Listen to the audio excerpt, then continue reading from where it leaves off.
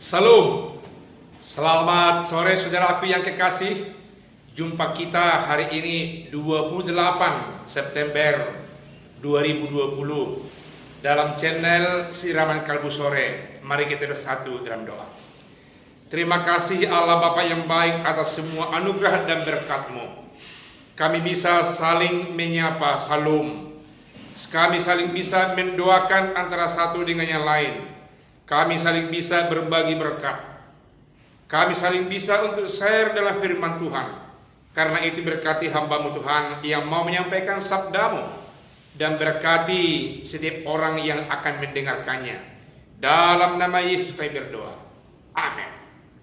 Filipi 1 ayat 3 sampai ayat yang ke-14 dikatakan firman Tuhan demikian. Ucapan syukur dan doa. Aku mengucap syukur kepada Allahku setiap kali aku mengingat kamu. Dan setiap kali aku berdoa untuk kamu semua, aku selalu berdoa dengan sukacita. Aku mengucap syukur kepada Allahku karena persekutuanmu dalam berita Injil mulai dari hari pertama sampai sekarang ini. Akan hal ini aku yakin sepenuhnya, yaitu Ia yang memulai pekerjaan yang baik di antara kamu akan meneruskannya sampai pada akhirnya pada hari Kristus Yesus.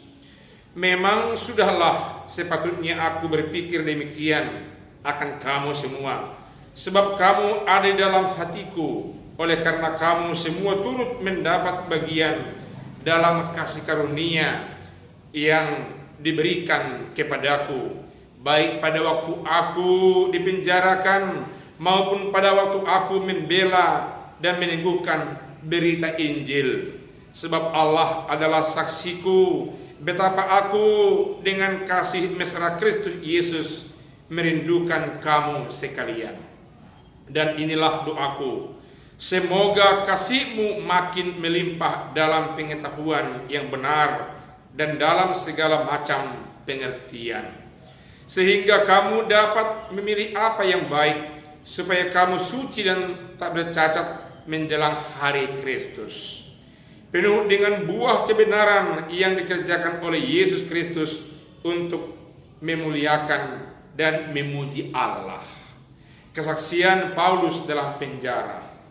Aku menghendaki saudara-saudaraku supaya kamu tahu bahwa apa yang terjadi atasku ini justru telah menyebabkan kemajuan Injil, sehingga telah jelas bagi seluruh istana dan semua orang lain bahwa aku dipenjarakan karena Kristus.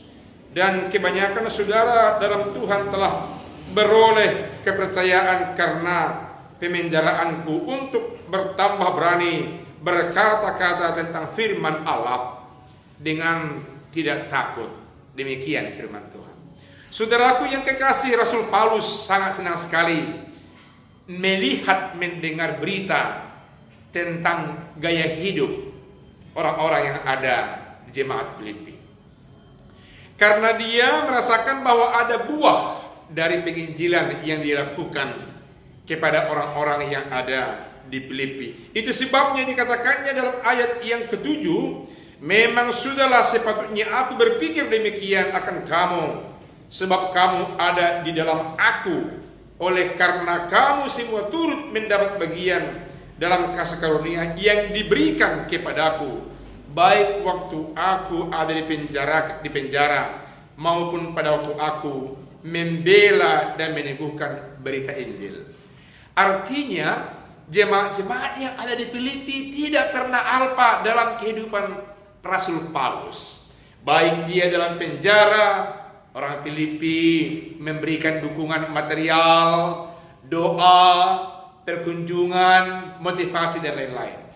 Kalau Paulus berada di tempat lain, mereka mengirim sesuatu yang bisa untuk membela, memperkuat Rasul Paulus dalam melakukan misinya.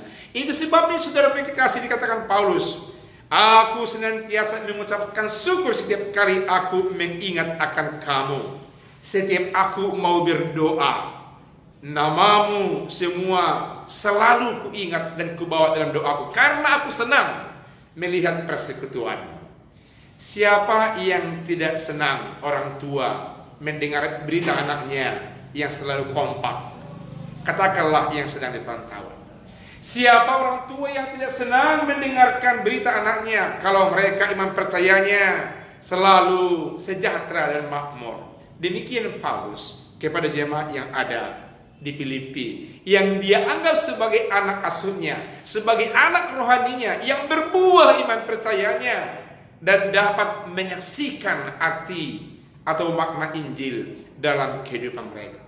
Dalam ayat 7 sampai yang ke-8 dikatakan oleh firman Tuhan yang disampaikan oleh Rasul Paulus, aku merindukan kamu.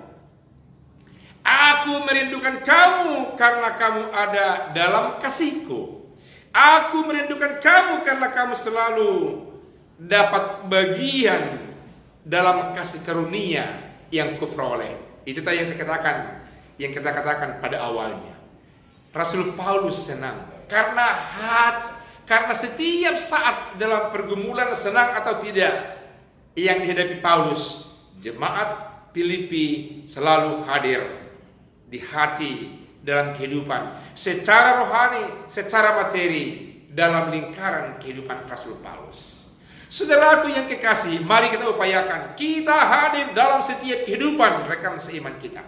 Apalagi orang yang bergumul oleh karena kesehatan, oleh karena materi, oleh karena terbatas mungkin ruang lingkup mereka untuk bergerak. Mari kita hadir dalam kehidupan mereka. Apakah melalui salam, apakah melalui doa, motivasi dan lain-lain. Itu sangat penting saudaraku yang kekasih, sebagai pertanda bahwa kita adalah orang yang satu dalam Tuhan. Lalu dalam ayat 9 sampai 11 dikatakan oleh Rasul Paulus bahwa dalam isi doaku adalah supaya kasihmu sempurna, supaya hidup mereka sempurna, supaya kasih mereka sempurna karena perbuatannya, karena tindak tanduknya, karena cara berpikirnya, karena cara bergaul dan semuanya, sehingga kasih mereka akan lebih sempurna. Dan dikatakan terakhir, aku berdoa supaya kamu hidup suci dan tak bercacat. Tidak bercacat dalam sikap, dalam iman, dalam berbicara, dalam ibadah, tapi mereka tetap suci, jadi panutan untuk banyak orang. Tuhan dipermuliakan, pimpinan kita senang, saudara kita senang, orang yang seiman bangga dengan kehidupan kita. Kiranya jadilah demikian dalam hidup kita. Dimanapun saudara berada, dimanapun saya berada, senantiasa membuat sukacita orang. Amin. Mari kita berdoa. Terima kasih atas firman Tuhan yang mencerminkan betapa indahnya kehidupan orang yang percaya, karena mereka bisa hadir dalam kehidupan rekan seperjuangannya, dalam suka maupun duka, dalam berkekurangan atau berkecukupan. Mereka sama-sama berdoa, mereka sama-sama tegur sapa, mereka sama-sama saling memberi salam, agar mereka kuat membangun kehidupannya tidak bercacat, tetap kudus di hadapan sesama, terlebih di hadapan Allah Bapa di sorga. Dalam nama Yesus kami berdoa. Amin.